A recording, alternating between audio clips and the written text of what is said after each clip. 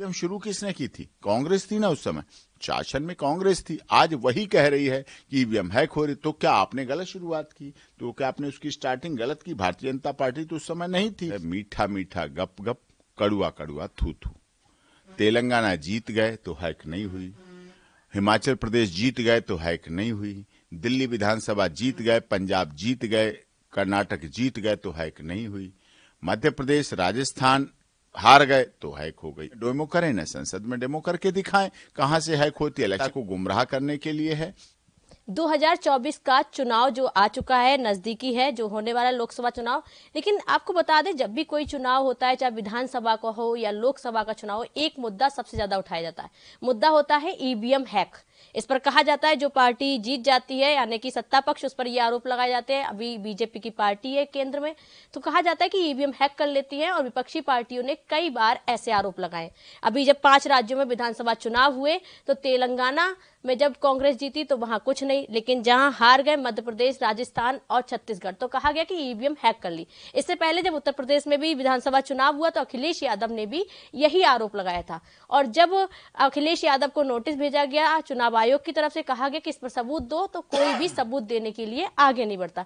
आज हमारे साथ इस पर खास जानकारी के लिए एपी सिंह जी मौजूद हैं, जो सुप्रीम कोर्ट के एडवोकेट हैं। आज उनसे हम जानेंगे कानूनी प्रक्रिया क्या होती है।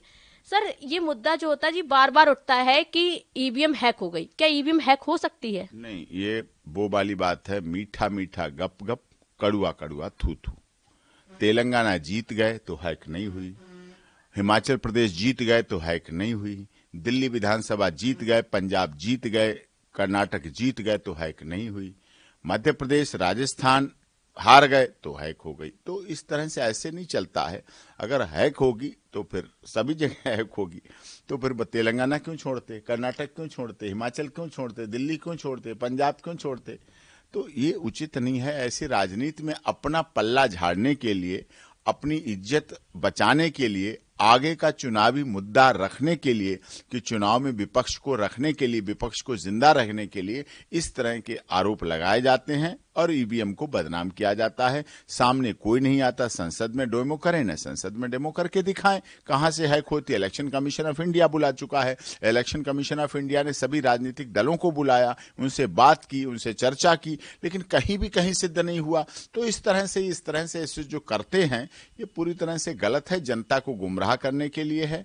और दुनिया के कई देशों में है, ईवीएम हो रही है, ईवीएम चलती है तो चली है। शुरू में भी ये ईवीएम शुरू किसने की थी? कांग्रेस थी ना उस समय, शासन में कांग्रेस थी। आज वही कह रही है कि ईवीएम हैक हो रही। तो क्या आपने गलत शुरुआत की? तो क्या आपने उसकी स्टार्टिंग गलत की? भारतीय जनता पार्टी तो उस समय नहीं थी जब ईवीएम आई, बैलेट हटाया गया। बैलेट हटाया किसने? भारतीय जनता पार्टी ने तो नहीं हटाया। लेकिन जब भारतीय जनता पार्टी जीत रही है, बहुमत से जीत रही है, पिछली बार में 300, अब की बार भी जनता कह रही है कि मोदी जी की गारंटी, उस पर नहीं देखते हैं। ये ईवीएम को दोष देते हैं। दोष इन्हें अपनी कार्यप्रणाली पर देने चाहिए। ये जातिगत जनगणना कराने के चक्कर में रहते हैं। मोदी जी की जनगणना बेरोजगारों की कराते हैं, शिक्षा के लिए करते हैं, स्वास्थ्य के लिए करते हैं, रोजगार के लिए करते हैं। मोदी जी जल कल योजना चलाते हैं, हर घर को जल मिले, हर घर को बिजली मिले, हर गांव को रोड मिले, हर पोखर तालाब स्वच्छ हो, साफ हो, हर गांव में डिस्पेंसरी हो, हर गांव में स्कूल विद्यालय हो, 10 गांव के बीच में कॉलेज हो और 50 गांव के बीच में डिग्री कॉलेज हो। वो इस पर जोर देते हैं। वो कहते हैं एम्स खुले, आईआईटी खुले, हमारी लड़कियों की, महिलाएं, बेटियां आगे नौकरियों में जाएं, एयर सर्विसेज में सबसे अधिक जाएं। वो चंद्रयान 3 भेजते हैं, सफलता करते हैं। वो आदित्य L1 की सफलता की बात करते हैं। वो ईवीएम को दोष देते हैं। मोदी जी समस्याओं को निपटाना चाहते हैं कि 370-35 से हटी, तो उससे पहले मोदी जी ने 19 बार जम्मू कश्मीर का विजिट किया। सन 1992 में मोदी जी बोल के आए थे कि हम 370 धारा गलत है, और कौन माई का लाल है, किस माँ ने दूध पिलाया है जो आज मैं लाल चौक पर राष्ट्रीय ध्वज फहरा के जा रहा हूं, देखे मुझे कौन रोकेगा। तो उनकी तैयारी उस समय से होती है। वो तैयारी कार्य करते हैं। ये सारा कुछ, चाहे अखिलेश यादव जी हो, चाहे कोई विपक्षी दल हो, विपक्ष रहना चाहिए। विपक्ष जरूरी है, विपक्ष जागरूक होना चाहिए। मैं नहीं कह रहा, पंडित जवाहरलाल नेहरू ने भी कहा था विपक्ष हमारे लिए जरूरी है। माननीय मोदी जी भी विपक्ष का बहुत सम्मान करते हैं, आदर करते हैं, पूरे हर कार्यक्रम में विपक्ष को बुलाते हैं, चाहे नए संसद भवन का उद्घाटन हो, चाहे कोई बड़े से बड़ा काम हो। हर सदन, जब भी लोकसभा राज्यसभा का सदन चलता है, सत्र चलता है, तो उससे पहले विपक्षियों के साथ बैठक करते हैं, मीटिंग करते हैं, बात करते हैं, उनसे मिलते हैं। तो वो तो चाहते हैं हर मुद्दे पर विपक्ष साथ दे, लेकिन विपक्ष के पास कोई और मुद्दा बचता नहीं है तो ईवीएम ले दे के ईवीएम, चुनाव से पहले नहीं ईवीएम, जब जीत जाए, जब वो हार जाते हैं तो ईवीएम, जहां जीत जाए तो वहां ईवीएम। तेलंगाना में कहे ना, तेलंगाना में क्यों नहीं कहते? लोकतंत्र का सवाल है कि जब वोट पड़ते हैं हमारे यहाँ, लोकतंत्र के लिए बहुत जरूरी। तो सर ये बात उठाई जाती है कि बीजेपी पहले से ही ईवीएम में ऐसी सेटिंग करती है। सर क्या ये कानूनी तरीके से ये संभव है? चुनाव आयोग पर जिस तरह से आरोप लगाया जाता है, सभी राजनीतिक दल या तो लोकसभा में बात करें, राज्यसभा में बात कर लें। लोकसभा और राज्यसभा में सबने बात कर ली, कुछ नहीं मिला। उसके बाद हमारे देश की सबसे बड़ी संवैधानिक संस्था है सुप्रीम कोर्ट, माननीय सर्वोच्च न्यायालय में याचिका लगाई, सारे विपक्षी दलों ने याचिका लगाई, हम लोग भी थे, देखा गया, सुना गया और उन्होंने डिसमिस कर दी कि ईवीएम का मुद्दा नहीं है, ईवीएम पर नहीं। देश के महामहिम राष्ट्रपति जी के यहाँ, दोनों राष्ट्रपति जी के यहाँ, चाहे रामनाथ कोविंद जी हों चाहे कोई हो, रामनाथ कोविंद जी जो तत्कालीन हमारे देश के महामहिम राष्ट्रपति जी थे और वर्तमान में महामहिम राष्ट्रपति जी द्रौपदी मुर्मू जी के पास, सब जगह गए, सब जगह लगाते हैं, लेकिन उसमें कहीं उन्हें तथ्य केवल दिखावे के लिए, करने के लिए। ये विपक्ष इस तरह से भटका हुआ है। ये संसद ईवीएम की बात करते हैं, जब नया संसद भवन बना तो उस संसद भवन के उद्घाटन में तो गए नहीं। जब नए दास्तां को खत्म करते हुए 3 कानूनों में परिवर्तन किया गया, उन कानूनों का समर्थन नहीं कर रहे हैं। 370 और 35 से हटाई गई, उसका समर्थन नहीं कर रहे हैं, उसमें विरोध कर रहे हैं। माननीय सर्वोच्च न्यायालय ने 370 और 35 को खत्म किया और कानून उस पर कहा कि संसद का सही कानून है और कश्मीर भारत का अभिन्न अंग है, उस पर भी विरोध करते हैं कि नहीं वो भी गलत हुआ। तो किस तरह से उन्हें तो विरोध करने के लिए विरोध करना है। सर एक सवाल और, अभी संसद में एक मुद्दा उठा कि जगदीप धनखड़ जी की मिमिक्री की कल्याण बनर्जी ने। सर अगर कहा जाए कि संसद में लोकतंत्र के हिसाब से देखें, अगर हम संविधान के अकॉर्डिंग देखें तो उसमें लिखा है कि संसद में आप किसी की मिमिक्री भी कर सकते हैं, आप हास्यास्पद बात भी कर सकते हैं, फिर व्यंग भी कर सकते हैं, ये लीगल है।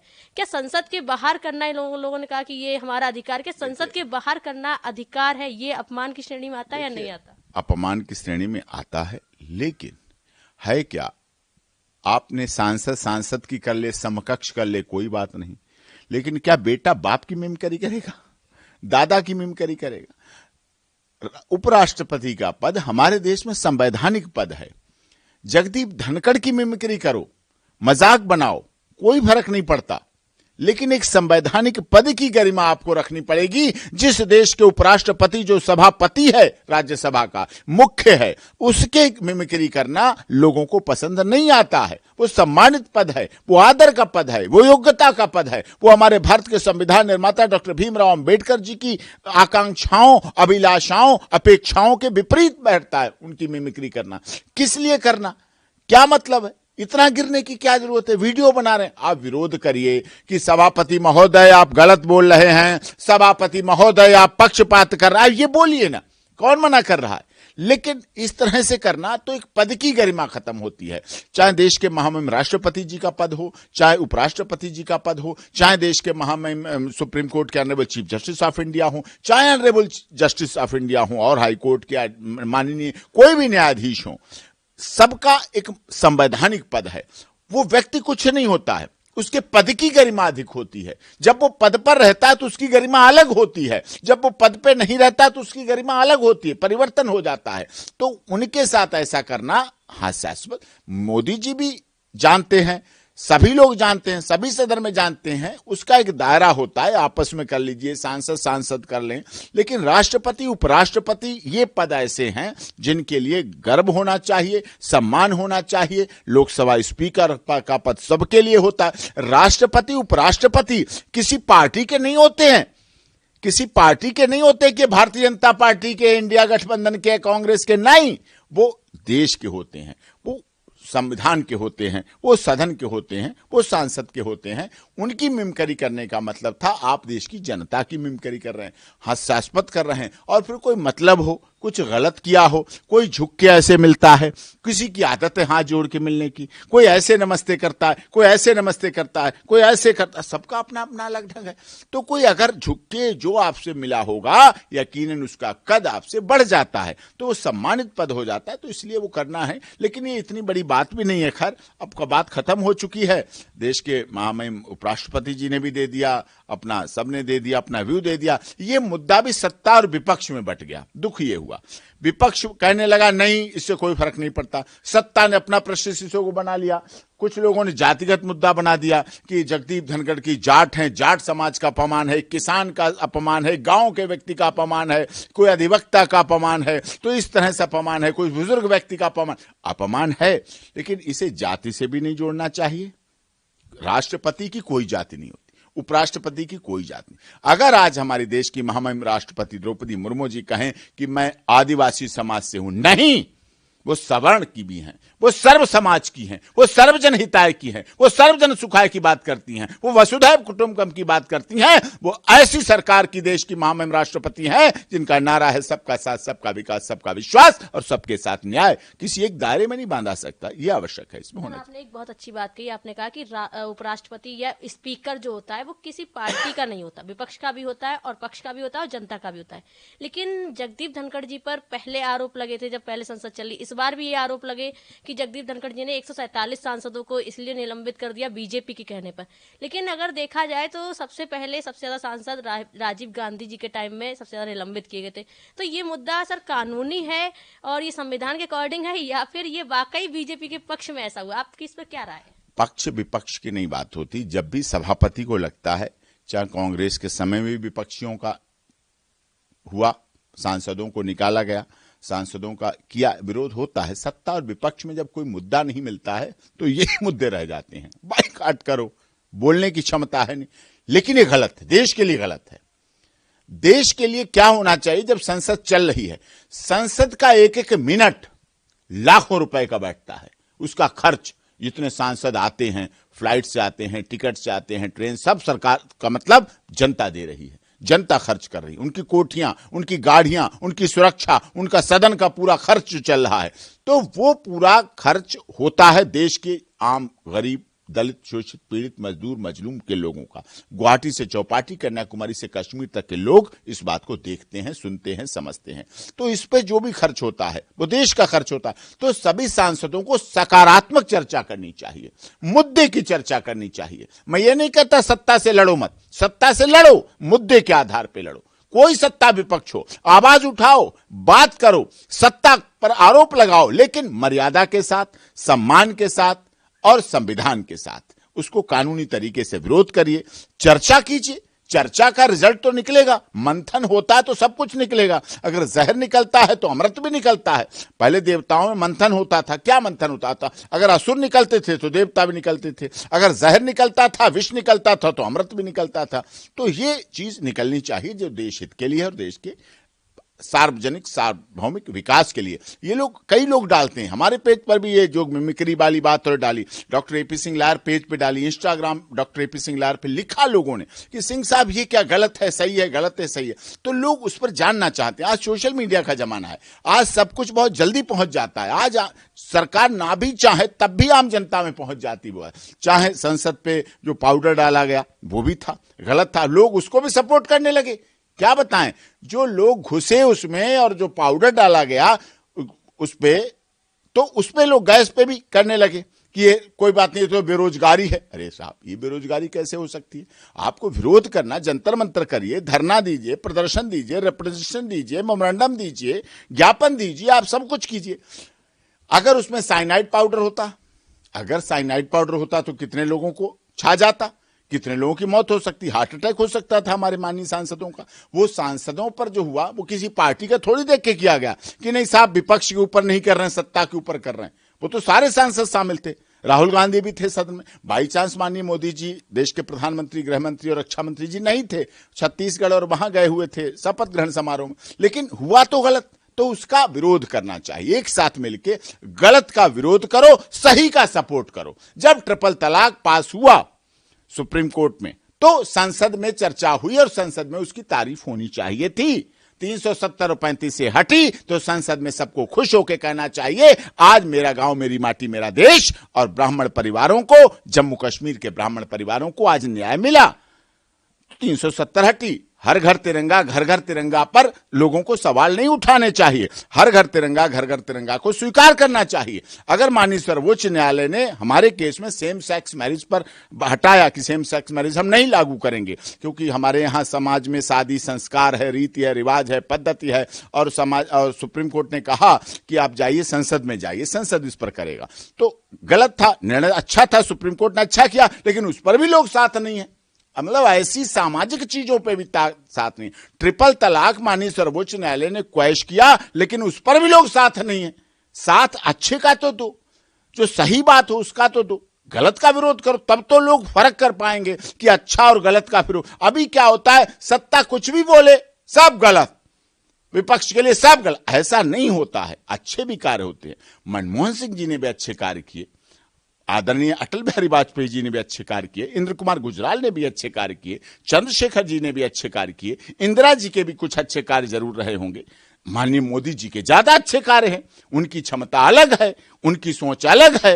उन लोगों ने मक्खन पे लाइन खींची, मोदी जी पत्थर पे लाइन खींचते हैं। तो ये तो अपना अपना अलग है, अपना अपना तरीका है। वो लोग छुट्टी लेते थे, लेकिन मोदी जी कभी छुट्टी नहीं लेते हैं। मोदी जी 4 घंटे सोते थे, वो 6 घंटे सोते होंगे, तो 2 घंटे एक्स्ट्रा मोदी जी काम करते हैं, तो काम अधिक है। मोदी जी की सोच ये थी कि कोरोना वैक्सीन भारत में बने और भारत में इसका इलाज हुआ और 51 देशों को भी बाहर भेज दी, मुफ्त में दे दी। बड़े बन गए कि हाँ हमने तो देखो सहृदयता दिखाई, हमने तो समरसता दिखाई, हमने तो सर्वजन हिताय सर्वजन सुखाय दिखाया, हमने तो वसुधैव कुटुंबकम दिखाया, हम तो सारा संसार हमारे लिए। अब हर प्रधानमंत्री तो G20 नहीं कर पाया। हर प्रधानमंत्री के समय तो सऊदी अरब, दुबई, ईरान, इराक, जद्दाह और अरब इस्लामिक कंट्री ने बड़े बड़े पुरस्कार नहीं दिए हर प्रधानमंत्री को, मोदी जी ने लिए। तो उनकी क्षमता है, उनकी अपना गंभीरता है, तो इसमें होना चाहिए। इसमें सर एक मेरा आखिरी सवाल ये है कि कहा जाता है कि कई बार सवाल उठाया जाता है, अब जनता बहुत कंफ्यूज हो चुकी है कि वाकई ईवीएम हैक होती है या नहीं होती है। और सर अगर ईवीएम हैक होती है तो इसके लिए सुप्रीम कोर्ट में कोई प्रावधान है कि उसको जो चुनाव हुआ उसको रद्द किया जाए या फिर इस पर कोई जांच हो सके? सर इसके लिए कोई प्रावधान है? Honourable supreme court of India EVM hack को सुन चुकी है, कुछ नहीं मिला, खत्म हो गई। संसद सुन चुकी, कुछ नहीं मिला। देश के महामहिम राष्ट्रपति जी सुन चुके, कुछ नहीं मिला। कहीं कुछ ईवीएम हैक होती ही नहीं है, हुई है नहीं, मिली नहीं, इसलिए उस पर कोई कानूनी प्रक्रिया बनती नहीं है, इसलिए हैक नहीं होती है। और हैक होती भी होती तो फिर कांग्रेस क्यों लेके आई? इसका मतलब क्या कांग्रेस इसको अपना चुनाव को अपना बनाना चाहती थी? अब तो लाया कोई, चला कोई रहा है। आरोप वही लगा रहे हैं जो लाए थे, जो लाए थे वही आरोप लगा रहे। इसका कोई औचित्य समझ में नहीं आता है। और जब जहां जीत जाते हैं वह ईवीएम ठीक है, जहां हार जाते हैं वह ईवीएम गलत है। इसका अर्थ ये हुआ मीठा मीठा गप गप, कड़ुआ कड़ुआ थू थू, ये नहीं चलता है। देखिए हमारे साथ खास बातचीत कर रहे थे एपी सिंह जी, मौजूद थे, आपने उनको भी सुना। और कई बार आपके मन में ये सवाल आता होगा कि वाकई ईवीएम हैक होती है या नहीं होती है, और होती तो इसके ऊपर कोई कार्रवाई क्यों नहीं होती? तो आप सुन चुके हैं और मैं भी आपको बता दूं ईवीएम हैक नहीं होती है, क्योंकि अगर हैक होती है तो फिर बाकी राज्यों में विपक्ष कैसे जीत जाते हैं या फिर कुछ वोट संख्या में कैसे आ जाते हैं, सीटें कैसे निकल जाती हैं। अगर ईवीएम हैक होती है तो फिर आपका वोट आना ही नहीं चाहिए, आपका कहीं भी सीटें निकलनी नहीं चाहिए। लेकिन ऐसा नहीं होता है, किसी के खाते में ऐसा नहीं होता सारे वोट चले जाओ, किसी के खाते में बिल्कुल ना आए। तो ये सवाल सिर्फ विपक्ष का एक मुद्दा होता है कि हारने को दूसरे के सिर मरना। कहा ना कि अपना गलती छुपाने के लिए हम कह दे कि भाई ईवीएम हैक हो गई इसलिए हम जीत नहीं पाए। अब 18 राज्यों में भाजपा है, चलो वहां ईवीएम हैक हो गई। 9 राज्यों में विपक्ष है, तो 9 राज्यों में विपक्ष ने ईवीएम हैक नहीं हुई। 9 राज्यों में भी ईवीएम हैक नहीं होती है, 18 में हो जाती है। तो कैसे होगा? नहीं मानता कोई, फिर मानता नहीं इसको। और देखिए सबसे बड़ा सवाल ये भी है कि अगर ईवीएम हैक होती है तो इलेक्शन से पहले ये मुद्दा क्यों नहीं उठाया जाता? हर बार जब मुद्दा उठाया जाता है हमेशा इलेक्शन के बाद कि ईवीएम हैक हो गई इसलिए हम हार गए। जब आपको पता है सारे विपक्ष को कि ईवीएम हैक हो सकती है तो ये पहले क्यों नहीं कहते भाई हम इलेक्शन नहीं करवाएंगे, जब ईवीएम होगा तो आप बैलेट पेपर से डलवाइए। लेकिन इसके लिए खुद विपक्ष सहमति नहीं देता है। कभी जब डेमो मांगा जाता है तो कोई ये प्रूफ नहीं कर पाता है कि ईवीएम हैक हुई या नहीं हुई। चुनाव आयोग जो सबूत मांगता है सबूत नहीं दे पाते। वहां जाते हैं, जब वो कहता है कुछ तो पेश कीजिए, तब आप जाते नहीं है, कह देते कि नहीं हम नहीं कर पाएंगे। तो आप लोगों को भी भ्रमित होने की कोई जरूरत नहीं, क्योंकि ऐसा ईवीएम हैक वाला ना कोई कानूनी प्रक्रिया है और ना ही ईवीएम हैक होती है। कैमरे के पीछे है मेरे साथी अभिनेंद्र, मेरा नाम है स्तुति पाठक। देखते रहिए स्टार भारत न्यूज।